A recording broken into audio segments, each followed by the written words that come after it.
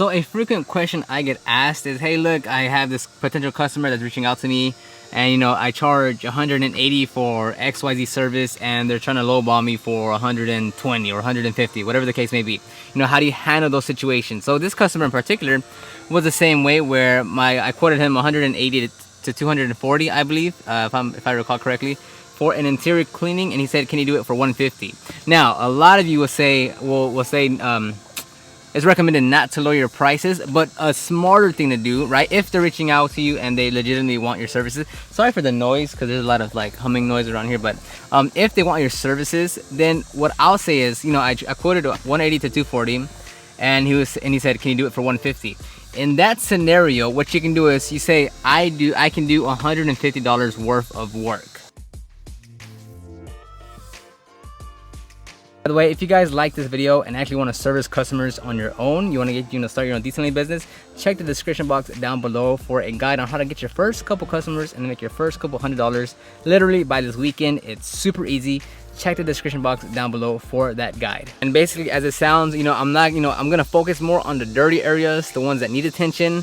The other parts that aren't that dirty, don't need that much attention, I'll just pass them by. That way I still fit within your budget and you still get a significant cleaner car. So I'm not gonna do, you know, $180 to $240 worth of work if he only wants to pay $150. I'm only gonna do $150. And the few things you need to keep in mind is, you know, typically that would range between like 4 to 6 hours of work depending on the condition.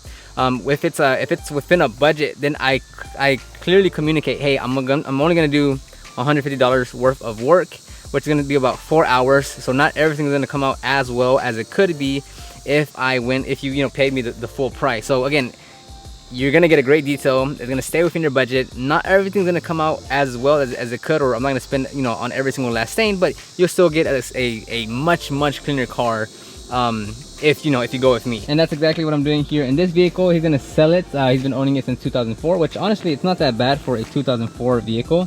Right now I'm doing the interior. I'm possibly doing the exterior after this interior, not today, but in the near future. So yeah, it's actually not that bad, surprisingly, since they've owned it since 04 and they've taken it like across country and stuff, so it's actually not in a bad condition. But with a detail like this, like I said, I'm only going to work on since it's on a budgeted detail, so I'm not going to spend, you know, the entire time on every single last nook and cranny. I'm going to focus in on the dirty areas, which is typically, you know, the cockpit area. I think that's where people spend most of the time, so this is going to be you know, the main priority. Then the door panels are always really dirty, or, you know, one of the dirtier parts of the vehicle.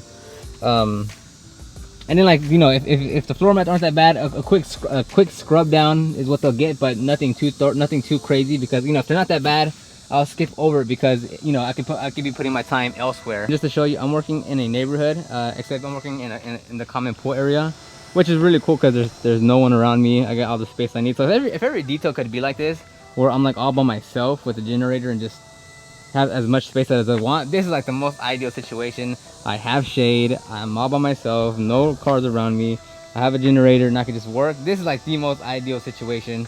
Much better than being in a driveway, dead heat, with in a tight squeezed area. So I'll take this every day. So first things first is I'm gonna start with the leather seats, the Grids Garage with the brush attachment, APC. I'm gonna do all the seats first. Okay, you guys know the drill. I've shown this quite a few times now on this channel, where I'm using the Grids Garage, the carpet attachment or the brush attachment, and using my all-purpose cleaner. Pretty straightforward. Now, I do make a big mess when I'm working on specifically leather seats, because the cleaner stays on top of the seat and doesn't seep into the cloth as if it was like cloth material. So here you will have a lot of sling. You can't really tell in the video, but as I was doing it, I mean, I was splattering. I was shooting the sling everywhere.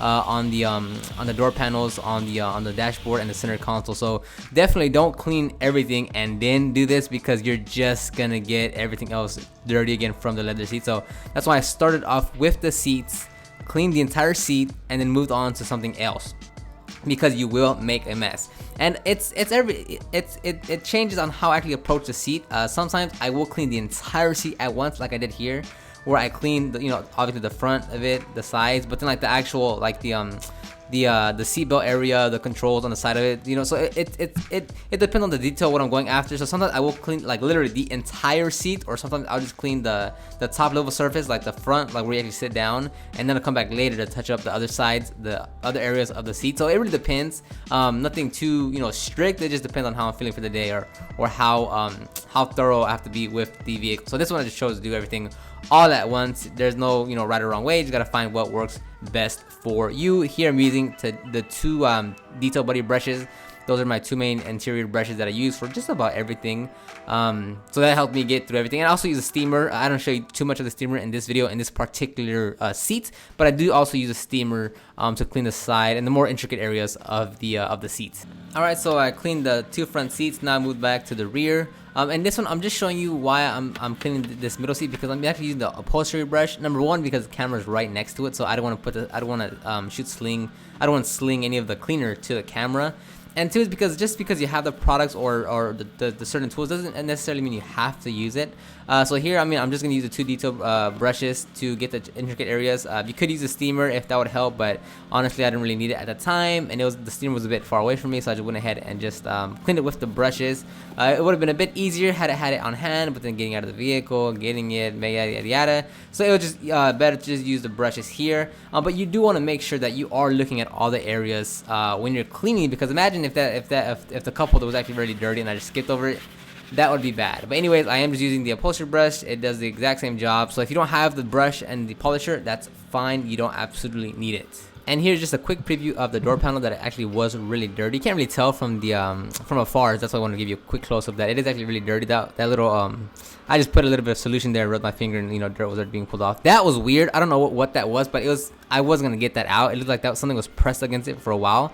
So that's there to stay, but overall the door was dirty. So what I do is, just as I do with just about everything else, I start off with APC, douse it down, and then agitate everything with the brush head, with the steamer. Now, I don't put a towel around it because it's plastic. It's very durable. I'm not gonna scratch anything. I'm not gonna tear anything off. So using the steamer straight like that, absolutely, it works great. I'm not worried about damaging anything. Now you do have to be careful, like if there is some paint, like some of that plastic's flaking off on the door handle, maybe don't want to pass it over there. If there's like some vinyl that's already deteriorated and faded out, maybe I don't want to pass a steamer over that, because it might fade it out even more. But in this specific situation, there was nothing wrong with it. Quick and easy, gets the job done. And other door panels, I think I did it in this one as well, where I will go over the door panel again with the actual upholstery brush if it needs it, or in some areas. So just because I'm using the steamer doesn't mean I completely eliminate the upholstery brush. Sometimes it will need it. Here I'm just using the detail buddy to dry out the areas. Next, I'm going to work on the dashboard. Now, I don't typically do this all the time, but it's a pretty big surface area. It would be rather quickly, where I just spray the dashboard, steam it down, and then wipe it down. Sometimes I'll just use the upholstery brush and APC. Sometimes I just wipe it down with the towel and APC. It just depends on the vehicle. But this one was quite dirty as well, because they did a lot of driving in it. And you guys have seen it, how I do this quite a bit of times with the steamer. I use the APC, agitate, steam it, dry it out with the towel, then use the bigger brush to dry out as best as I could. And here you'll run into this a lot, where the vents actually were broken. I couldn't move anything, so I just did the best I could with what I had, and just however much I can get without spending too much time. I'll do the best that I could, because I was on a budget here, I was on a time constraint, so I'm not gonna focus on detailed areas that aren't gonna add dramatic differences. And here I'm just steaming off some plastic rubber, whatever, from one of the where you put like your keys or coins or anything. Rather quick, just APC steamer to knock off the major gunk, APC and a brush to clean it even further, and then place it back. I actually took it out later because I also cleaned that area, but rather straightforward. And a steamer isn't absolutely necessary, honestly, to get that done. It does help, but a steamer, you could do the exact same. You can get the exact same results that I'm doing without a steamer, without that polisher, and without that brush attachment. I've done plenty of vehicles with just those brushes, like that toothbrush looking thing, the bristle brush, the upholstery brush, and two detail buddy brushes. I have done plenty of vehicles with no aid of any other type of big machine like that, and I get and those are the same results that customers loved when I first started. So don't think that because you're seeing these videos and you're saying, oh look, he's doing it so quick, oh look at those results, oh man, look, he's yada yada yada. Don't buy into like you have to before you get your first customer. You have to go out and buy these items, especially if you don't have the budget or you just don't have the finances for it to buy those products. don't worry about it. Start off with what you have. Keep at it, work, get as efficient as you can with the tools and products that you do have, and then upgrade later on. But I see a lot of people where before they do their first car, they go out and start buying all these tools and products because they see it on YouTube and they think that's what they need and it's gonna make them faster and they can't do it without these tools and products. But the thing that happens is because you don't know where not to use them or how to use them effectively, they'll actually not be as efficient as you think they would if you get them right from the jump start. Like, I wouldn't be as efficient with a steamer if I didn't do 20 interiors without the steamer, because now that I have the steamer, I know exactly where to put it, where it can save me time and it can make me more effective, because I've had the experience where I knew where my slow time was because I didn't have the steamer. So just don't think, it's a good thing to start without those big tools and products, because it makes you think how to be more efficient without it, and then once you do get them, it makes your life much easier.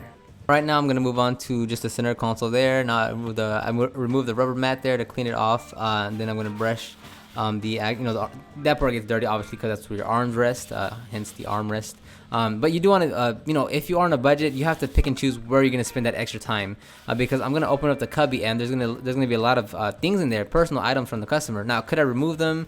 I sure could. Could I have talked to the customer beforehand saying, hey, if you want me to clean that, clean it? Yes, but again, I'm on a budget. I already communicated with him that I'm not gonna do 110 as if he paid a full price. So he's going to be understanding. Now let's move on to the floor mats, and as you've seen plenty of times, it's the APC, the brush attachment on the polisher, followed with a steamer.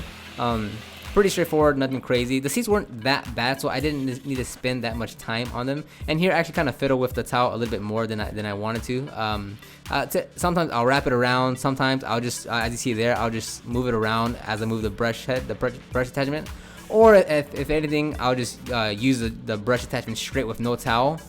It just depends on how the speed I'm working at and how dirty the whatever I'm cleaning is.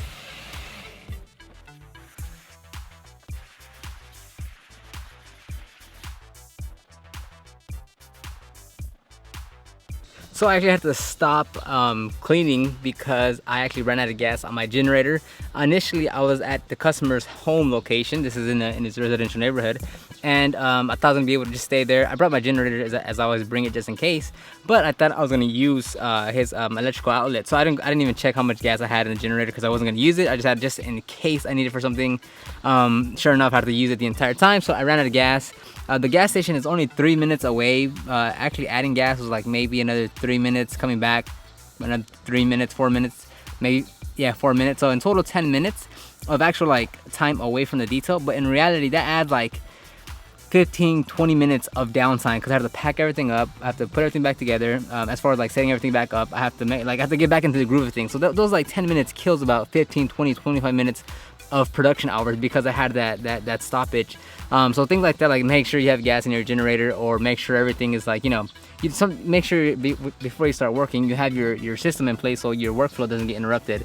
Because stopping 2 minutes here, 7 minutes there, 5 minutes there adds up to like 20, 30, 45 minutes depending on what that stoppage is and why you're stopping. So that's just a tidbit of advice, and let's get back to the detail. Now, the only reason I'm showing you this floor mat too is because I'm actually not going to use a steamer, and I just want to tell you that I have the steamer on hand. It'll give me better results, but like I said, I have to go refill up my generator, so that lowered the pressure on the steamer, which means I have to wait for the steamer to start up again.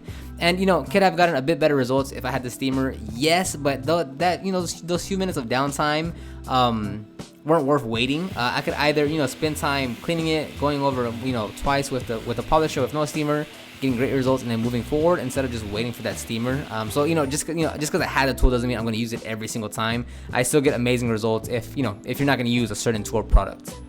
Okay, wrapping up this vehicle, it's I think in total maybe like 4 hours minus like the drive time to the gas station to refill up the generator, the time it takes me to adjust the camera and to make sure it's shot and everything,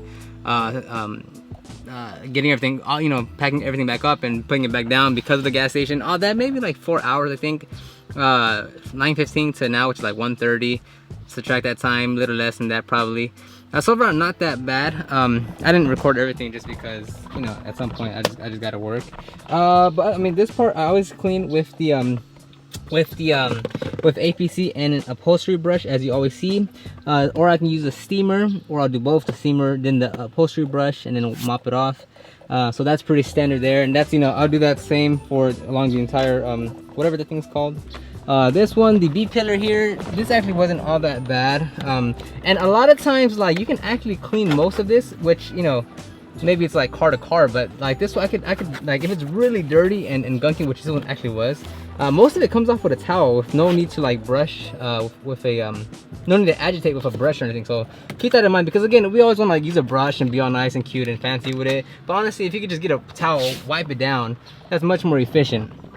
The headliner wasn't all that bad. Just took a microfiber towel with APC, wipe that down. Let me see if I can get some more light in here. And the interesting thing is, the third row was folded down when he gave it to me. So they had books folded down on top of the so if you can see that indentation right there, and then it's up there. So that, I don't know how long that'll take. If you guys have suggestions on how to take off that, like, that imprint of book, because the books were there, there's like several books, and let me know how you do that. But the third seat, there was absolutely no problem, since it was folded down, so I don't think it gets used that very often. So there wasn't much to do on the seat itself. Clean the glass, obviously. These now you always want to make sure you pull everything, like, before you get started on the interior. Make sure you know how everything works. Make sure you did pull out all the seats. Make sure you did like ask the customer if there's anything you need to know about the vehicle, because maybe something's broken where only they know how to do it, and they might forget to tell you. For instance, that seat, no, these seats, all three of the back seats, this doesn't work. This little latch to bring the seat forward, so you have to do it from down here, and it's the same for that seat. Same thing with the hatch, with the back door. You can't open it from the back. Well, you gotta struggle with it, so best just to leave it open. So those small things you want to know from the customer. But things like this, like, you want to make sure you're putting this up and seeing, okay, is it really dirty here? Do I gotta vacuum it? Am I gonna focus a lot on this? Putting down the just to make sure, okay, how dirty are these specific areas, right? Like, you want to make sure you're just like pulling everything, making sure, like, hey, you're not gonna get completely surprised by something. While during the detailing is gonna add you a lot more time. Okay, and typically, as you guys know, I try to keep everything as organized as possible, but they did have a bunch of stuff right here in the cargo area, so I did just dump it all over here. So it is a bit dirtier. Well, it looks like I'm a bit unorganized, but that's because I'm gonna put everything back here. So I just moved it out of the way real quick for that. Other than that, here you use the two brushes, the small brush, agitating it, and then drying it up with the bigger brush and the towel. APC and a upholstery brush here. You can use a steamer. Other than that, it's a pretty straightforward detail. You guys saw I use a steamer and the brush sometimes here. Again, this wasn't a full retail priced vehicle. So I didn't get it like here. Like, they had a bunch of junk, so I didn't move anything. I just cleaned around the dust. Same thing goes for this cargo department. There's a bunch of stuff in there, so I only cleaned around it. So I could have done a few more stuff, a few more things had they paid, had they paid the full price. But when if they can't either afford it, or they don't want to pay that much for whatever the reason, or maybe a lot of times it's because they want to sell their vehicle, so they don't want to spend that much money just getting it detailed, and they still want to make a profit. So it's okay to say, hey, look, my price is usually $200, but you want to pay $120. That's absolutely fine. You want to sell it, you want to make a profit, and you don't want to spend so much money where you're investing all this money into the vehicle to sell it, and then you make almost no money from it. So you have to be understanding as well. So like in this instance, when people want to sell their cars, I'll say, hey, look, usually I'll price 180 to 240 depending on the vehicle, and everything gets cleaned in the interior, or whatever the case may be. But let's say, since you're trying to sell it, you want to make a decent profit. So what budget do you have in mind? And they'll say, oh, I wanted to keep it under 150 or whatever. Then you say, okay, look, what I can do is I can focus on the most important areas of the vehicle. And then the areas that don't need it that bad, I won't touch as much. That way I stay within your budget. You'll still get a great looking car. And it's a win-win situation like that. Same thing for the exterior. If if they want their paint polished, if they want just a wash and wax, say, hey, look, instead of applying a traditional wax, I'll do a spray wax. It'll cut my time and by however much, and it'll give you shine and protection for a couple weeks, enough to take pictures to show some potential buyers. Whatever the case may be, you can tailor it for a sale. Again, so don't do the full 100 and 200 bucks worth of work for 150. That you don't want to do. Make sure you're setting the expectations correctly, where hey, I'll do it for 150, but you're getting $150 worth of work. You'll still get a great deal, great service, just not the full length of it. Make sure you're communicating that. All right, so all I have left now is the door jambs. I don't know if you can tell that it's they're really dirty. But here again, I don't use APC and a brush, wipe it down, rinse it off. I literally just go straight at it with a towel, with 2 towels, just because that's much more efficient, and it's a light wipe down. So on the straight panels here, it's pretty straightforward. You're just gonna wipe it down. But more so on the actual door jambs here, where all the nuts and the hinges are at, I don't clean that 110% because it's not necessary, honestly, on a detail like this especially. So yeah, like, am I gonna get every single last dirt out of these hinges and all that? No, absolutely not. It's about like an 80-90% cleaning, and the rest, I mean, it's fine. It doesn't need to get too granular. I mean, honestly, to me, it really completes the detail when you get the door jambs cleaned. To me, that's what really, like, at the end of it, that that kind of encompasses the entire detail. So, in my opinion, I'll finish it up. If you guys have any questions, comments, leave those down below. Like this video, and I'll see you on the next video. And don't forget, if you want to start your detailing business, want to make a bit of side income, or want to potentially take this on as a full-time career, after so many years, check the description box down below to see how to get your first couple customers, make your first couple $100s. You don't need to overcomplicate it. Super easy and effective method. I recommend it to everyone. So check that in the description box down below.